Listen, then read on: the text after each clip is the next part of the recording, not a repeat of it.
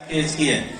ये इतना गंभीर विषय है। अगर वो सावित्रीबाई फुले न होती तो आज आप कुर्सियों पे बैठी न होती, आज इस तरीके से स्वतंत्र जीवन न जी रही होती। जिस तरीके के यहाँ नाटक प्रस्तुते फेंके गए, मिट्टी फेंकी गई, मारने की धमकी दी गई, उन्होंने शिक्षा, महिलाओं की शिक्षा के लिए लड़ाई लड़ी। और इस देश की सबसे सशक्त महिला तत्कालीन प्रधानमंत्री स्वर्गीय श्रीमती इंदिरा गांधी जी ने कहा था कि अगर मैं इस देश की प्रधानमंत्री हूं तो इसका श्रेय जाता है माता सावित्रीबाई फुले को। आप समझिए कि किस स्तर का काम रहा होगा उस समय, जो भी शतक रहा होगा उस पीरियड में, जो भी सेंचुरी रही होगी। तो मैं मुख्य मुद्दे पे आता हूं। और चूंकि बहुत सारे हमारे विद्वान अधिवक्ता नहीं, अध्यापक साथी बोले, बहुत अच्छी अच्छी बातें उन्होंने कही। प्रस्तावना में भी बोलना चाह रहा था, लेकिन प्रस्तावना हमारे साथी गुरुजी ने बोल दिया, पाल जी ने, तो मैं उस पे नहीं आऊंगा। उस पे एक विषय पे आऊंगा, समाजवाद पे। और उसके अलावा संविधान की निर्माण कितने दिन हुआ, तमाम लोगों को अभी बता दिया गया कि 2 साल 11 महीने 18 दिन में संविधान का निर्माण हुआ। उसकी अध्यक्षता बाबा साहब बी आर अम्बेडकर ने की थी। उसके बीच में भी 2 बार उन्होंने इस संविधान सभा के अध्यक्ष पद से इस्तीफा देने का प्रयास किया था, क्योंकि उनके अनुसार इस देश के संविधान को नहीं लिखा जा रहा था। लेकिन बहुत ही विद्वान उस समय तत्काल में जो भी थे बड़े पॉलिटिशियन, सभी बैरिस्टर थे। मैं जैसे ही एंट्री किया, मुझे बैरिस्टर शब्द का इस्तेमाल किया गया। बेसिकल बैरिस्टर वो होता है जो कैम्ब्रिज यूनिवर्सिटी से ला किया होता है। मैं कैम्ब्रिज से नहीं हूँ। अब देश में बैरिस्टर्स बहुत कम है। बैरिस्टर उस समय थे पंडित जवाहरलाल नेहरू, सरदार पटेल, बाबा साहब बी आर अम्बेडकर, गांधी जी और राजेंद्र प्रसाद। उस पीरियड के बहुत सारे लोग बैरिस्टर थे। अब बैरिस्टर नहीं है, तो जिन लोगों ने भी प्रोनाउंस किया था मैं उनको करेक्ट कर दे रहा हूँ। और मैं आता हूँ, जब आज ही के दिन कंप्लीट हुआ और इस देश के संविधान को बाबा साहब बी आर अम्बेडकर ने राष्ट्र को समर्पित किया था। जब 26 नवंबर 2049 को उन्होंने जब इसको कंप्लीट किया तो राष्ट्र के नाम समर्पित किया। और उसकी प्रस्तावना थी, प्रस्तावना में एक संशोधन हुआ और उस प्रस्तावना पे वर्तमान सरकार को आपत्ति है। मैं आपको आपत्ति बताता हूँ, उससे पहले आता हूँ 2-3 मुद्दे हैं। आज जो संविधान की बातें आप समझ जाएंगे, संविधान का नुकसान कैसे हो रहा है, आप यहाँ उपस्थित होकर संविधान को बचाएंगे कैसे, मैं इस विषय पे बात बोलना चाहता हूँ। अभिव्यक्त की आजादी है हर व्यक्ति को। आईटी एक्ट भी रिसेंटली बना है सरकार द्वारा। आप लोग देख रहे होंगे कि आईटी एक्ट में एफआईआर हो जा रही है। आप कुछ लिख रहे हैं, आईटी एक्ट में एफआईआर हो जा रही है। और मैं being advocate of Allahabad high court, मेरे पास बहुत सारे केसेस आते हैं, साहब एफआईआर हो गई है, मैं क्या करूं। पुलिस उन लोगों को टारगेट कर रही है जो सत्तासीन विचारधारा के विपरीत लिख रहे हैं। वो भी लिखते हैं, हमारी भी भावनाएं हाथ हो सकती है। हमारे लोगों के खिलाफ लिखा जाता है, हमें जात के नाम पे अपमानित किया जाता है, लेकिन हम जाते हैं तो लिखा नहीं जाता है।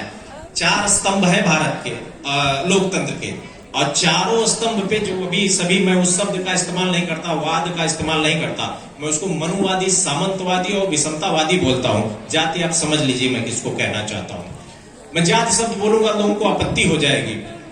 साथियों, इन चारों जो स्तंभ हैं लोकतंत्र के, विधायिका, कार्यपालिका, न्यायपालिका और पत्रकारिता, इसके 90% पदों पे वर्ग विशेष, जात विशेष के लोग हैं। आप लोग इसको यहाँ सुनिएगा। बच्चे थोड़ा अभी लगेगा कि कितना गंभीर बातें कर रहा हूँ। बच्चे जब आप बड़े होंगे तब इस विषय को समझेंगे कि ये कितना भी गंभीर विषय है। क्योंकि हमारा जीवन स्तर, और आपको आईपीएस बनने के लिए, आईएएस बनने के लिए, यूपीएससी क्वालिफाई करने के लिए वो चीजें महत्वपूर्ण है जो मैं बोल रहा हूँ। कैसे आपको बाइकाट किया जाता है। इंटरव्यू में आपने टॉप किया, टॉप 10 में है, आपको इंटरव्यू में नंबर इतना नीचे दे दिया जाएगा कि आप जो रैंक 700 की होती है जिसमें आईपीएस आईएएस बनते हैं, उसे हटा दिया जाएगा। ये चीजें जब आप और स्टेज में जाएंगे तो समझ में आएगा। यहाँ पे वरिष्ठ लोग बैठे हैं, ये तमाम लोग समझ रहे हैं।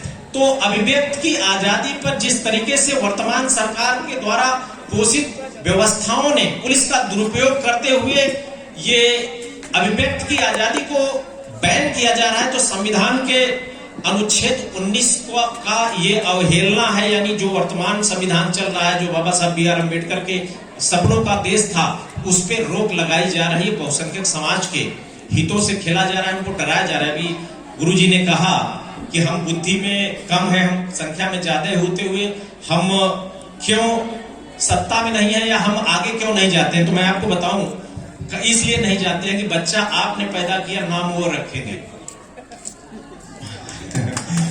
बच्चा आपने पैदा किया, नाम वो रखेंगे। शादी आपके बेटे आपकी बेटी की हो रही है, समय वो तय करेंगे। आप समझिए, वो आपके घर के मालिक बने हैं, आपको ऑपरेट कर रहे हैं, मेंटली ऑपरेट कर रहे हैं। आप क्यों ऑपरेट कर रहे हैं? Why you are less educated than them? No, you are all educated but you are not using your mind. आप समझिए इस चीज को, आप अपनी बुद्धि का प्रयोग करिए। आपके पिताजी का देहांत हो गया, दादाजी का, स्वर्ग का रास्ता वो बनाएंगे। ईश्वर ने हमें पैदा किया, हमारे ईश्वर के बीच में ये तीसरा बिचौलिया कैसे आ गया? वो तय करेगा कि ईश्वर के बीच में हम उनको ले जाएंगे, इधर से आइए, कुछ हम पिताजी के स्वर्ग से भजवा दे रहे हैं। अरे इसको जरूरत भूख प्यास ये शरीर को लगती ना, आत्मा को तो लगती नहीं है। तो फिर ये जो चीजें आप लेकर के पिताजी को भेज रहे हैं, दादाजी को, वो जा कहाँ रहा है? इस मानसिकता से उठिए। मैं बीइंग एडवोकेट के अलावा मैं एक सोशल वर्कर हूँ और सोशल इश्यूज पे मैं लगातार मुखर रहता हूँ। तो इस चीज को आप समझिए, मैं आप लोगों वरिष्ठों को समझाने आया हूँ। आप लोग समझ जाएंगे तो इस देश के संविधान का उद्देश्य भी समझ जाइए। मेरा टोटल अभी जिसे संचालक महोदय ने कहा कि विषय हटना नहीं चाहिए, हटेगा घुमा के मैं संविधान की बात करूंगा। अभिव्यक्त की आजादी पे इनकी वीडियो बना लो, ये इनको मोबाइल है जो इन्होंने फ्लाइट मोड जैसे लगा रहा।